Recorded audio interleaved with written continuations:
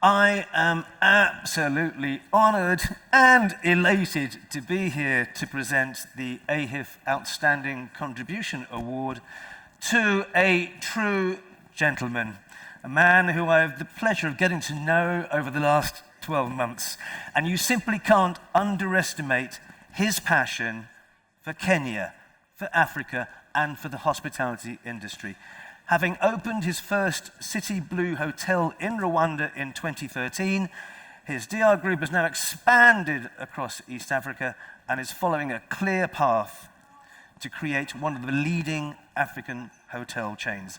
But our award winner also has a fascinating and illustrious family history here in Kenya, which goes back several generations. We're going to talk about that a little bit as well.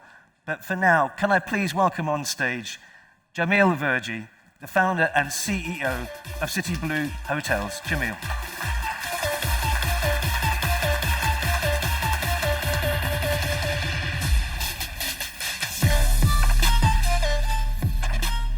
Take a seat. Right, well, Jameel, it's been a challenging, exciting, and probably eventful decade since you've been operating here as a hotelier. Let's look at your own story first, though, in a bit more depth. Because you weren't always in hotels, were you? And you didn't always live here. Let's just start from scratch. Where were you brought up and born?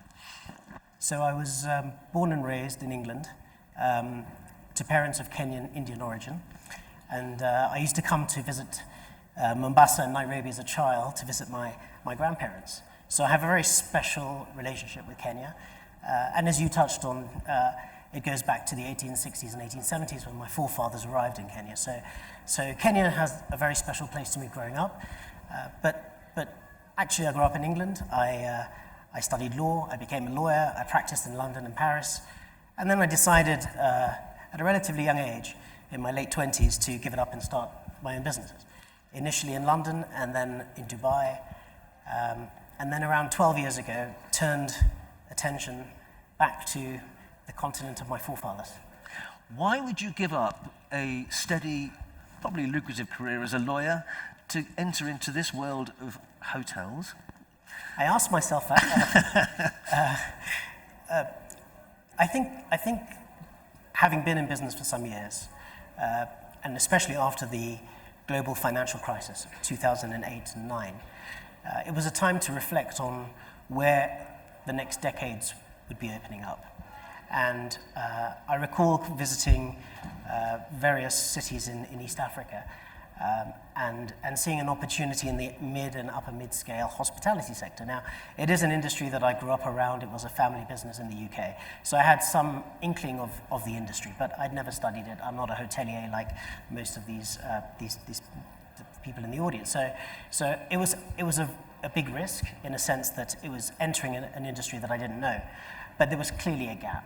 And I think some of the things that have been mentioned today about what the situation was like 11, 12 years ago versus today have played out. So it was a gap that was seen, and the opportunity was to jump in as quickly as possible. And tell me about the CityBlue brand. What's unique about it, different about it? So I'd say there are a couple of things about it. The first thing is the way we began. I spent a lot of time in China and India understanding how domestic indigenous-born brands had been created and scaled. And I remember sitting with the CEO of a company called Home Inns, which had listed on NASDAQ, and its whole business model was on lease and operate hotels with its own management arm and its own brand. And it had gone from 4 hotels to about 1,000 hotels in 7 years. And I took inspiration from understanding how their business model worked, which was a retail approach to hospitality. And then in India, Ginger Hotels and Lemon Tree Hotels and other such brands were scaling very quickly, and today we can see the result of that. So, and in Dubai and in the Middle East, you also see a lot of mid and upper mid-scale brands that have come in and are able to have a good competition with the big international ones. So we had to look at sub-Saharan Africa through a new lens. Should it be the traditional buy, build, develop? The cost of finance is very high. The risks of property ownership can be high if one wants to build a scalable business. And my family had always been in the ownership business. What I decided to do in sub-Saharan Africa was to take a different approach.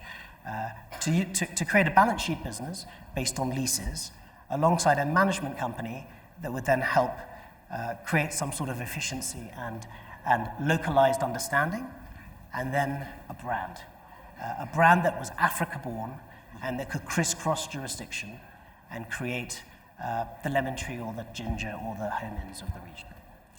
And that brand is, for you, one important aspect of this is it celebrates the diversity of Africa. Absolutely. Right? Just tell me a bit more about that. What do you mean by that?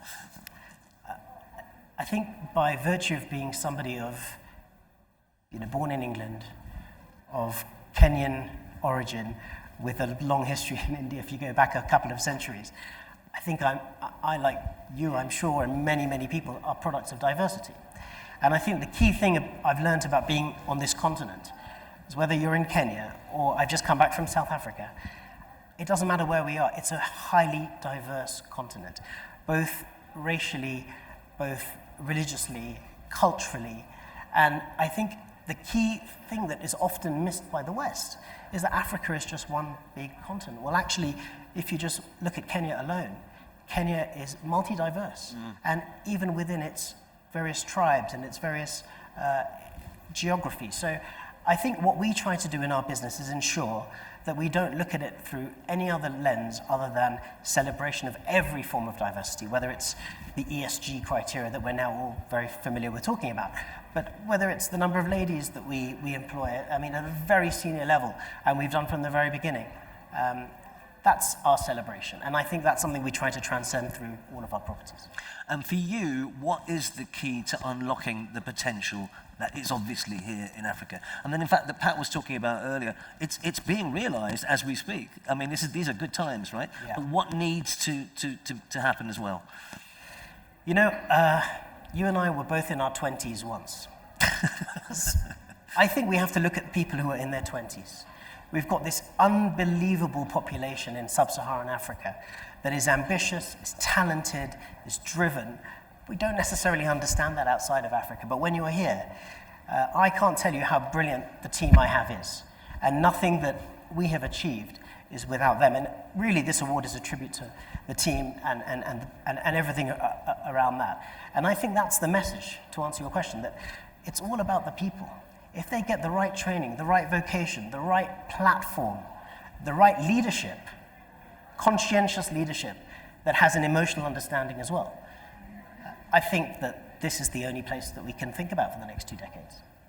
Now, I have to ask you about your work in terms of promoting the cultural heritage to do with your family's history here in Nairobi and Kenya. Just tell me a little bit more, first of all, about the history, because your forefathers were involved in the independence movement and other struggles, right?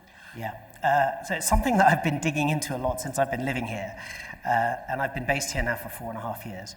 I grew up hearing about the family was very sort of engaged in this, but I didn't really understand it. But it's just personally very satisfying, because 100 years ago, in 1923, the Devonshire Declaration was announced in England, which changed the course of this country.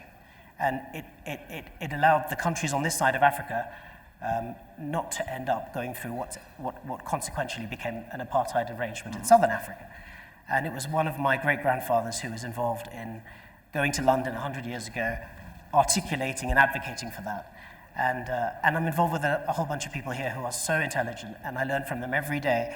I spend quite a lot of my weekends with them, and my wife wonders what I'm doing, but I'm actually digging into some of the family history, and it's just fascinating for me. And there's a hope that, we know this, it's going to be celebrated in some concrete way, isn't it, soon? I'm hoping that there will be some recognition of that in one of the cultural heritage centers here in Kenya. So hopefully we'll be able to talk about that. It's a watch this space. Very good. There's so much more I can ask you about. We are out of time, but I need to basically congratulate you, Jameel, and say well done on achieving and receiving this award. Thank you very much. Thank you so much. Thank you. Here is the award.